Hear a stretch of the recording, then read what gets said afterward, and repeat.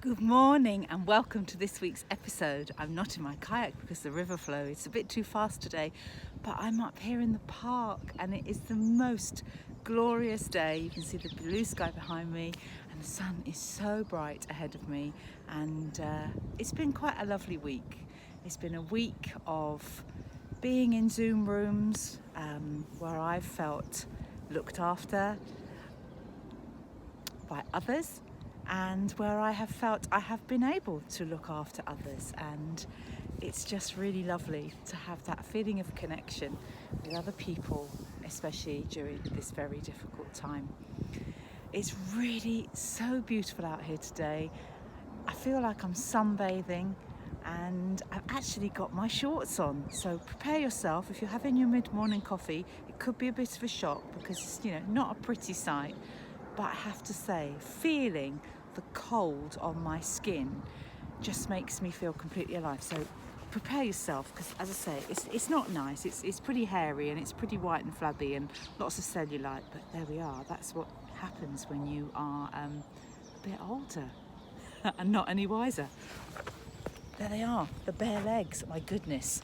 Well, there we go. Don't spit your coffee out, will you? Okay, so what do I want to talk about this week? I really want to talk about making the most of time and how fragile life is. And if you have known somebody who has been unwell with COVID, or indeed unwell with anything, you realise that it could be any of us.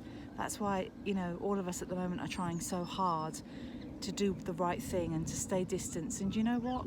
Being on my own on these walks or out at the river, I just love it. I love that time to reflect and to maybe get some inspiration to write some music.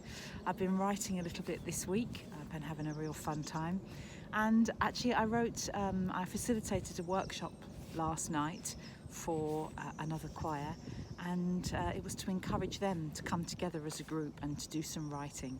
So I was bowled over by the response. I've never met any of these people, but the trust that they showed and their commitment to working together was extraordinary. And I think that's what we get when we're a member of a choir.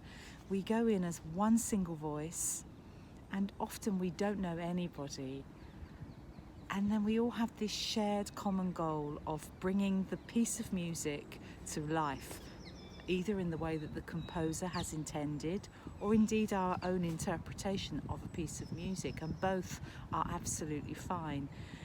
And of course, that's really hard to achieve when you're on Zoom. But last night, I was so proud of the feedback that I got from 26 people, and I've never met them and I've never heard their voices, but together I know that we made some amazing music.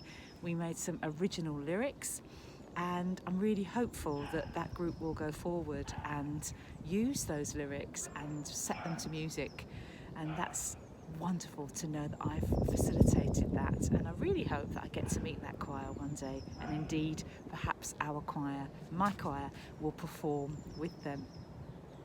So I've been writing a song this week it was originally called My Call, and then I changed it to Eye of the Storm. And it was very interesting. I often write my lyrics first, and after I'd written the lyrics, I couldn't decide kind of what genre I wanted it to be. So I played around. Originally it was going to be a folk song, and it was going to be in 3-part harmony and for choir. And then that very, very quickly changed, actually. It changed then to a bit of a ballad. And then I didn't like it being a ballad, so I've changed it, the direction, quite a bit actually. So rather than write quickly this time, I've made myself sit on things for a bit longer and perhaps let them percolate and let them evolve and see what comes next.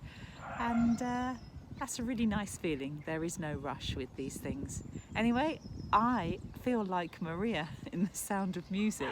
You know that opening scene where she's on the top of the hills and she's spinning around in her habit, or I'm going to do some spinning around in my shorts in a moment, probably add a few cartwheels in for good measure. And she doesn't want to go back, and she runs back in, doesn't she, with her wimpole flying, and she kind of gets a little bit told off for being late. That's how I feel. I feel I want to stay up here all day and I will stay for as long as I possibly can.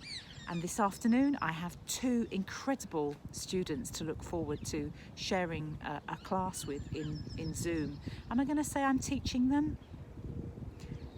We're teaching each other. It's a fantastic process, writing songs, developing a voice and a sound, and really investigating new ways and new arrangements of some well-known pieces. And I'm really loving what you're doing. So well done to both of you. Lots of love. Enjoy the day. Try and get outside if you can. Stay well. See you next week. Bye-bye. Sorry about the legs.